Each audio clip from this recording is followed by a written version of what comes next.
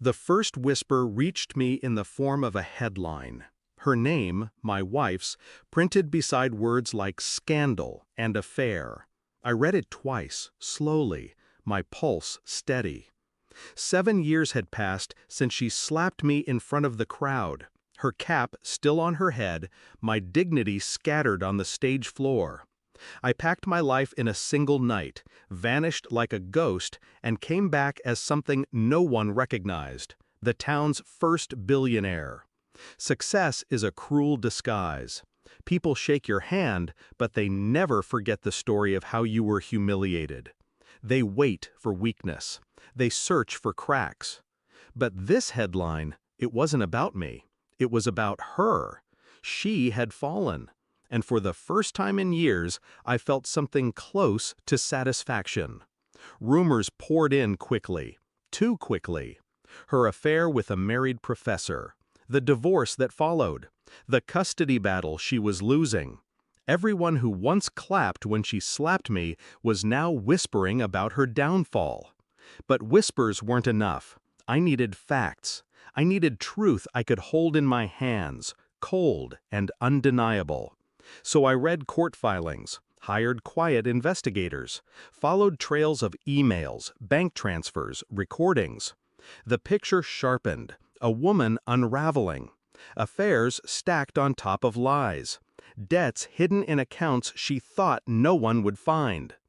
The betrayal I had buried 7 years ago wasn't a single moment. It was a habit, a reflex. She had been unfaithful long before her public strike. And after I vanished, she kept feeding that hunger until it consumed her. I didn't feel rage, not anymore. Rage is fire, and fire burns out. What I felt was colder, sharper, a blade honed over years of silence.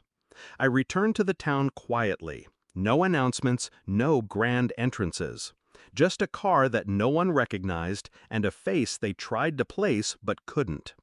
I went to the places where her name had once been spoken with reverence. The university, the courthouse, the house she once mocked me for being unable to afford. All gone. She lived in a cramped apartment now, curtains drawn, her car rusting in the lot. Her neighbors knew her only as the woman who argued loudly at night and smoked on the balcony at dawn. I watched her from a distance. The woman who once spat on my ambition now carried grocery bags heavy with discount labels.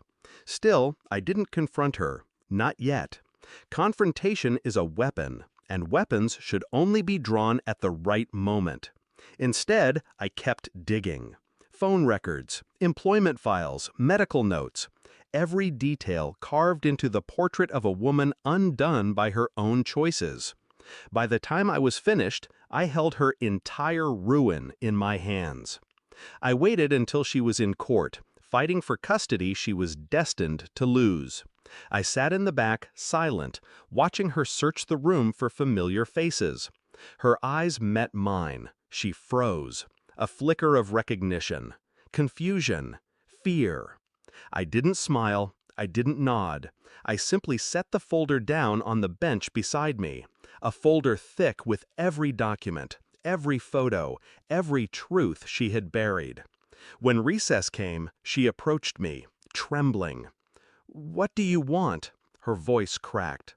The same voice that once told me I'd never be anything. I leaned close, my words soft enough for only her. Nothing. I already have everything. I left the folder behind. Her hands shook as she opened it, each page breaking her a little more. I didn't testify.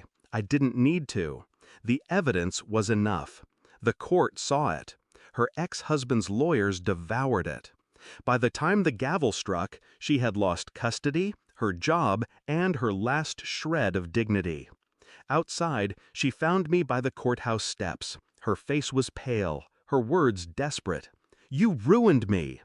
I looked at her the way you look at a stranger on the street, calm, detached. "No," I said, "you ruined yourself. I just showed them the truth." She collapsed onto the steps, sobbing into her hands. I walked past her, the crowd parting around me. That night, I stood in the empty house I had bought on the hill, the one she once said I'd never afford. The lights of the town spread below like a quiet battlefield. I thought of the boy I used to be, humiliated, small, the man who packed his life in boxes and disappeared. He was dead. What stood in his place was colder, smarter, untouchable. I poured a glass of whiskey, sat by the window, and let the silence settle. Revenge isn't fire, it's ice, slow, patient, absolute. And in the end, it doesn't scream, it whispers. Final line, she thought she ended me with a slap, but all she did was carve the man who would end her story in silence. Thanks for watching. Don't forget to like, share, and comment. Subscribe now to Cheating Stories Insight World for more amazing stories.